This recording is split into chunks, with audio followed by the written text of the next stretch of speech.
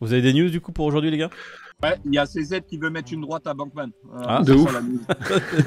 Vous allez fort, les gars. On commence par ça. CZ qui veut mettre une golden à Bankman. Ensuite, L'État américain et le monde entier veulent mettre une golden à notre cher Alex, le créateur de Tornado ouais, Cash. moi Voilà. j'avais envie de Ouais. parler de ça parce que j'ai vu une news qui était Ouais, passée on hier. va en parler. Et, Bah, il reste que sa femme pour le défendre pour le moment, mais bon. et il y a Coinbase qui prend position sur l'affaire Tornado Cash.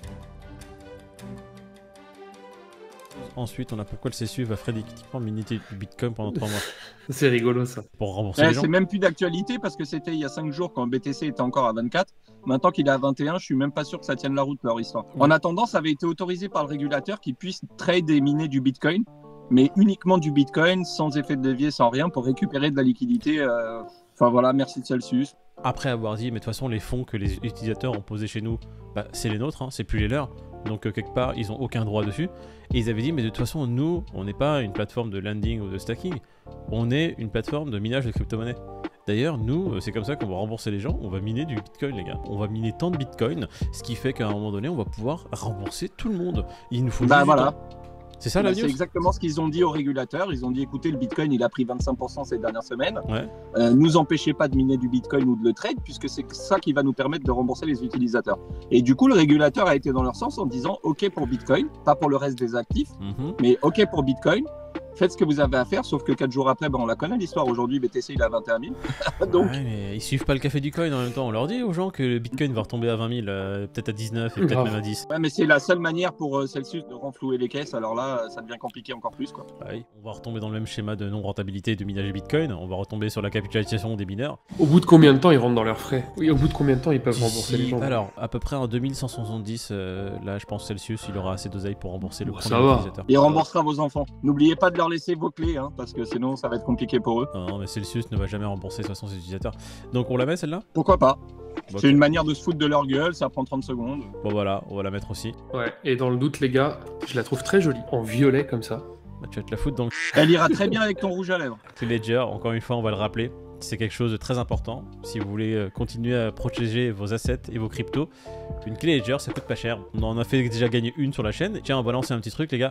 On va Ah, bientôt ouais. atteindre les 1000 abonnés. Du coup, un giveaway qui sera lancé dès qu'on atteint les 1000 abonnés. On est à presque 900. Donc partagez cette vidéo. Allez voir votre grand-mère, votre grand-père et dites-lui aussi de s'abonner à la chaîne. Et dès qu'on atteint les 1000, et ben on en fera notre prochain giveaway qui sera tout aussi intéressant que les Ledger, si ce n'est plus. Surprise à voir. Voilà. Tornado Cash aussi, la news elle dure 30 secondes. Hein. C'est la femme du mec qui a été arrêté aux Pays-Bas, qui a lancé une pétition et qui a fait une manifestation. Elle a fait une Mais- manifestation comment? En tournant, comme ça, comme une tornade? Non, rendez-moi mon mari! C'est intéressant de voir que c'est la seule qui lance un mouvement, tu vois. Il faut que ça soit la femme du développeur qui lance un mouvement, parce que la communauté, je ne l'ai pas vu beaucoup bouger quand même pour quelque chose qui est fondamental au sein de l'univers crypto. Je trouve ça... Pour moi, je suis derrière. Avec les vidéos qu'on a fait, on a clairement montré notre soutien à Tornado, aux développeurs de Tornado. Julian Assange. Il y avait qui encore? Julian Assange, et il y a qui d'autre qui est en attente d'extradition aux États-Unis pour avoir révélé des informations primordiales pour l'humanité? Ah bah t'as Snowden, Edward Snowden, bien sûr. t'as Alors, le mec qui est mort, Schwartz, Ouais. qui avait 23 ans Justin et qui voulait Schwartz. rendre l'information, toutes les bibliothèques Libre. accessibles à tout le monde. Voilà. Il s'est Il s'est suicidé. il s'est suicidé de 2 balles dans la tête, pendu. Ouais. Oh là Non là, mais c'est on va- malheureux. de 3 de ouf, couteaux ce dans le gars-là, dos. C'était un génie. Tu sais que c'était Bah, un je des futurs génies que l'humanité portait, ce gars-là. C'était une dinguerie et le mec il est mort à 23 ans quoi, ou 26 ans, je sais plus. Alors, on va enlever Schwartz parce que malheureusement il est décédé et c'est très malheureux. On va prendre que Edward Snowden et Julian Assange. C'est des personnes qui ont révélé des choses totalement illégales et des pratiques, même pas douteuses, c'est des pratiques de fils de faites par le gouvernement américain. Qui est derrière eux là? Ils doivent se cacher dans des ambassades. Est-ce que l'humanité se met derrière eux alors qu'ils ont aidé l'humanité comme Jaja? Non, Personne. l'humanité se voile la face comme tout le temps. Donc tu penses vraiment que le développeur de Tornado Cash, il y a quelqu'un qui va se mettre derrière? Pas sa femme déjà pour le moment. Oui, bah sa femme, c'est normal. Heureusement qu'il a une femme, quoi. Parce que moi, tu peux compter que sur ta femme et tes amis proches. Et encore, tes amis proches, à un moment donné, ils vont abandonner le combat parce qu'ils auront leur vie à faire aussi. Tu vois, je peux le comprendre. Et parce qu'ils vont se mettre dans les problèmes et qu'on va les calmer vite fait. Hein. Moi, ce qui m'a choqué là quand j'ai traité la news, en gros, t'achètes une Ferrari, elle peut aller à 350 km/h. Si tu vas à 350 km/h, tu peux mourir. Ouais. C'est pas fait pour ça parce que c'est illégal. En gros, je cartonne à 350 km/h, je me dis non, c'est de la faute de Ferrari. Tu vois, très clairement, lui, ce qu'il a fait, il l'a pas fait pour blanchir de l'argent. Tu peux le faire, Mais vu qu'il y a des gens qui l'ont fait, ils se disent tu l'as fait pour ça, c'est sûr. Et dans le doute, ça dégage, tu vois. Là, j'en ai une autre. T'achètes des couverts pour mettre la table à la maison avec des Voilà, couteaux. et tu tues quelqu'un avec un couteau. Tu tues quelqu'un avec ton couteau et puis le mec il porte plainte contre la société de couteaux parce que grâce à ça, l'autre a été mort. Ouais, Enfin, c'est les policiers qui arrivent et qui disent délire. non, mais en fait, c'est pas le meurtrier vraiment. Le meurtrier, c'est le couteau. C'est parce que C'est y a global, une société c'est la société qui a inventé les couteaux et c'est contre eux. Qui est l'inventeur? Toi, on va te mettre en prison. C'est à cause de toi. Je te jure que c'est ça. Il y a des meurtres. Tornado Cash, c'est malheureux. Je suis totalement derrière cette personne qui malheureusement n'a rien fait d'autre que développer un code. J'ai des potes codeurs, j'ai des potes développeurs. T'arrives, tu crées de la technologie, tu fais avancer la technologie. Et ça, c'est qu'en vrai, il y a des gens qui vont avoir peur maintenant de créer des codes. Ils vont se dire, attends, je risque ça, non, c'est mort. Tu freines la capacité d'évolution de la société en ayant des affaires comme ça. Comme tu le dis, ils vont flipper, ils vont même plus se dire ah tiens, je suis en train de créer un truc nouveau qui va révolutionner le monde. Et ils vont peut-être maintenant se poser la question, je fais mais en créant ça, est-ce que la dérive de ce produit qui peut être n'importe quoi, parce que ça se trouve c'est quelque chose auquel t'as pas pensé, est-ce que je peux me faire attaquer plus tard ou me faire enfermer par le FBI parce que ces fils de ont décidé que bah non, on n'aime pas ce que t'as fait parce que bah on n'arrive pas à prendre de l'argent. C'est un exemple qu'ils en font, c'est tout. Le bâton dans les roues que ce serait pour certains développeurs qui pourraient du coup s'empêcher de créer des trucs de ouf en fait, Ouais, tu vois. malheureusement. C'est ça que ça met en exergue, c'est que ça va créer un précédent, lequel je sais pas, mais le fait de s'attaquer à un développeur, le fait de bloquer ce protocole-là qui permet l'anonymat. Si aujourd'hui la communauté et les acteurs majeurs de cette technologie-là ne font pas de levée de bouclier, on va en subir les conséquences dans les années à venir. Donc là, on est en train de créer un précédent à cause de ce cas-là. Il faut absolument qu'il y ait un engouement et une mobilisation des gens du secteur, parce que sinon, je vous dis Il y a quand même une petite mobilisation, parce qu'il y a des gens maintenant, comme le patron de Coinbase qui s'est prononcé, parce qu'en fait il y a une grogne quand même sous-jacente qui commence à remuer et se faire entendre, qui dit clairement avec Vitalik comme fer de lance, parce que ça reste la plus grosse figure publique de la blockchain, une des plus grosses figures, qui a clairement répondu à un sondage qui disait écoutez, si on venait à dégager et brûler tous les Ethereum stackés pour, on va dire, la Beacon Chain, c'est-à-dire l'Ethereum 2.0, et de brûler tous ceux qui veulent accepter la censure de l'OFAC. L'OFAC, c'est l'organisme américain qui veut censurer Tornado Cash. Eh bien, Vitalik a dit je suis d'accord pour dégager tous ceux qui veulent censurer Tornado Cash. Donc du coup maintenant t'as les plus grosses têtes comme Coinbase, bientôt le patron de Binance aussi devra répondre, hein. Là pour l'instant il n'a pas répondu, il essaie d'éviter le sujet, mais du coup cette grogne pousse tout le monde à prendre position. Et la question qui se pose c'est soit je censure, soit je veux même pas rentrer dans le débat parce que sinon je vais perdre des utilisateurs, donc je me retire de ce débat là. CZ doit s'exprimer là-dessus, t'as raison, et je me demande s'il cherche pas à noyer le poisson en parlant d'autre chose justement, tu vois. Pour l'instant, il a pas trop envie d'aborder le sujet. Soit tu dis, écoute, je vais me plier au régulateur et censurer ce qu'il me demande de censurer. Et là, t'as toute la communauté, tu sais très bien qu'il va se mettre dos à Binance, parce que c'est nous qui te rapportons de l'oseille, c'est nous qui mettons de l'oseille sur ta plateforme, c'est pas le régulateur. Il se fait petit parce qu'il a pas envie de s'exprimer dessus, mais là, l'histoire, ça va au-delà en fait du fondateur de Tornado Cash. Ça va vraiment sur la censure qui est en train d'être faite. Mais vous êtes en train de dire quoi là? Que le patron de Binance, il préfère parler des mauvaises pratiques de FTX plutôt que de parler d'un sujet qui lui tend du cul? Bah, par exemple, il va parler d'autres choses comme les mauvaises pratiques, des pratiques douteuses, comme vous l'avez dit, de FTX, de Batman.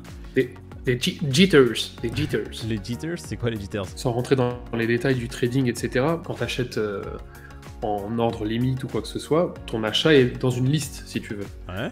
Et une liste d'ordre. Voilà, une liste d'ordre. Et parfois, sur certaines plateformes, comme FTX, vraisemblablement, et bah ton ordre, il passe à la trappe, avantageant ceux qui arrivent après toi, tu vois. Et du coup, ton ordre, il passe pas, et tu peux louper certaines choses. Et moi, ce qui m'a choqué, entre guillemets, c'est que CZ en a parlé avec des traders VIP de Binance, etc. Et ils lui ont tous dit, mais ouais, bien sûr, c'est courant comme truc. Qu'est-ce que tu crois? Et là, il met un coup de pied dans la fourmilière, donc il cite pas FTX, hein. Mais voilà, je pense que si on lit entre les lignes... Et il y a un truc aussi, c'est que FTX, ils ont dit qu'ils ont été validés par une grosse organisation américaine, alors que pas du tout. Il y a eu des tweets postés puis supprimés.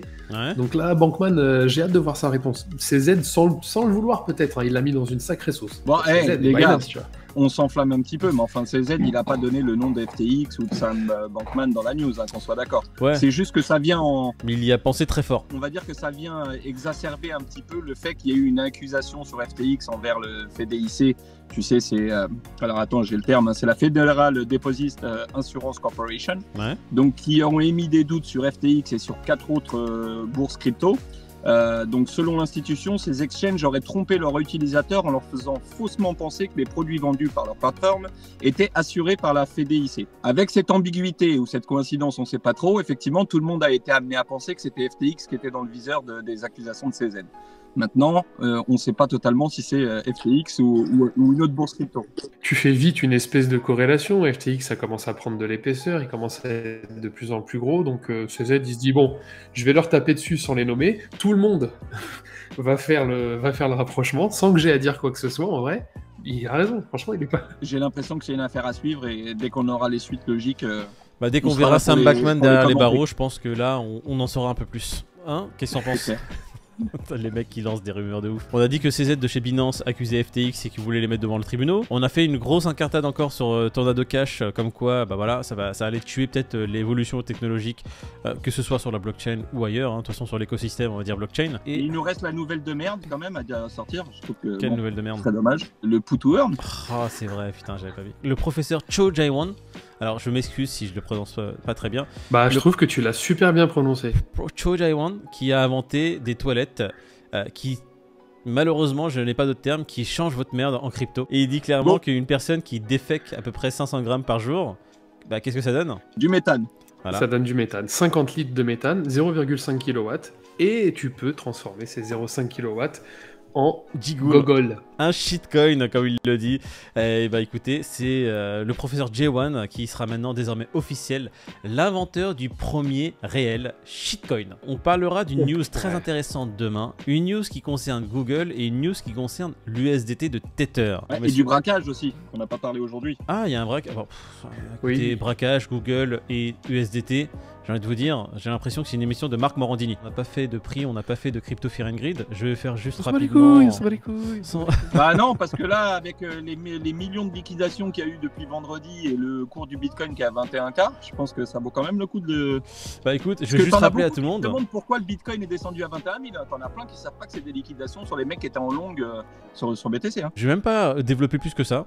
C'est des gens qui ont mis des longues, ça veut dire qu'ils ont mis un pari sur le futur, qui ont dit que le Bitcoin, malheureusement pour eux, le Bitcoin allait monter, et au final ils se sont fait rect par le marché parce que le Bitcoin n'est pas monté, il est descendu, donc leur position se fait éliminer. Il a toujours besoin de liquidité. Et paf, ça fait des chocs à pic. On voit un Bitcoin aujourd'hui à 21 468 $, un Ethereum à 1605, et je vais tout simplement vous rappeler qu'une chose, hein, on est en bear market. On n'est pas encore dans un bull market, on n'est pas dans un marché haussier. Arrêtez d'écouter les gens qui sont là en train de dire « Oh, le marché haussier repart ». On va faire le Crypto Fear and Greed. Quant aux autres, non, la pêche. Non, on va pas faire chier parce que moi, tu vois, j'aime pas les gens qui perdent de l'argent. Le but, c'est de les protéger et de les préserver. On a un Crypto Fear and Greed à 29, on est repassé en dessous les 30. En l'espace de quelques jours, on est passé de 42 à 30. Donc, comme on le voit, le week-end dernier, on était à 45. Aujourd'hui, on est à 29. Le marché a un beau retournement. Et ça vous rappellera qu'on est dans un marché baissier et une crise supplémentaire est prévue pour la fin d'année. Et ne vous attendez pas à avoir un Bitcoin à 100 000. Allez, je vais être franc avec la communauté. Tu vois, généralement, je fais un DCA hebdomadaire. J'ai pas fait mon DCA depuis à peu près 5 semaines. Je me suis gardé du cash et de la liquidité parce que je trouvais que le marché était trop haut. Avec les informations qu'on a, on en a parlé, de la Chine qui va peut-être faire défaut sur pas mal de dettes et qui a une économie qui est vraiment en berne. Et avec justement les Ray Dalio qui prévoient un crash en fin d'année, je me suis dit, tu sais quoi, je vais faire un DCA et je me suis mis ça comme règle en dessous des 21. Donc tant que le Bitcoin est en dessous des 21, là je continue mon DCA parce que pour l'instant au-dessus des 21 je le trouve trop cher. Et mettre des gros péchons lorsque tout va se cracher bien plus que cela. Toi tu peux te permettre cette technique-là parce que tu as déjà un bag long terme qui est un peu conséquent et tu peux te permettre d'adapter ton DCA par rapport au prix et autres. Moi c'est pas un conseil que je donnerais aux gens qui sont rentrés dans la crypto il n'y a pas si longtemps. Et moi je leur conseillerais de bien rester sur le DCA mensuel ou hebdomadaire tel qu'ils ont décidé de le faire sans trop se soucier du prix puisque pour moi on est toujours dans des très bonnes zones de prix pour continuer son DCA. Maintenant, je comprends toi qui n'es pas trop dans la même situation et qui fait un petit peu différemment, quoi, parce que tu adaptes un petit peu le tir par rapport à ta situation qui t'est propre. Moi, personnellement, je continue mon DCA tranquille, même à 24, j'en ai acheté. Bon, on va pas conseiller parce qu'on n'est pas conseillé. C'est vrai que moi, ce que j'applique comme technique, c'est parce que j'ai déjà un bag très conséquent et plusieurs assets diversifiés en crypto-monnaie. Et pour ceux qui en ont peut-être moins, peut-être pas à suivre ce que je fais moi, mais avoir un DCA, comme tu le dis, régulier. Voilà, moi j'ai un prix de revient à lisser, parce que moi j'ai acheté du Bitcoin à 40, à 45 000. Donc moi aujourd'hui, je fais continuer mon DCA alors qu'il était à 24. Ça me posait pas de problème, ça continuait à lisser mon prix, tu vois, gentiment. Maintenant, effectivement, toi qui n'as pas acheté de Bitcoin à 45 ou du moins qui a acheté du Bitcoin bien moins cher que ça, adapter ton DCA par rapport au prix en ce moment, c'est pas con. C'est adapter sa stratégie, quoi, tout simplement. Bon, messieurs, je vous souhaite moi une très bonne journée. On a passé une belle matinée quand même ensemble. On a parlé de pas mal de choses. Grave. Et on se demain, retrouve demain matin au bureau. Ah ouais, comme Sans d'habitude. faute. Les viewers, je suis ravi de vous avoir fait cette mission. Ravi d'avoir été avec vous. Allez, Salut la team. ciao. Pour le coup, ça Ouais, on parlera à la fin. Faut que j'aille put Faut que j'aille mint. Ah, écoutez, on va faire... Eh bah écoutez, si vous voulez, on fait une petite pause avant de commencer la vidéo. Et on va tous mint un shitcoin. Hein? Ouais, parce on que va le les passer au croisés, tornado là. cash. Ça va me faire marrer quand on va expliquer aux gens comment mint gratuitement c'est le shitcoin qui est des... Allez, à toutes les gars.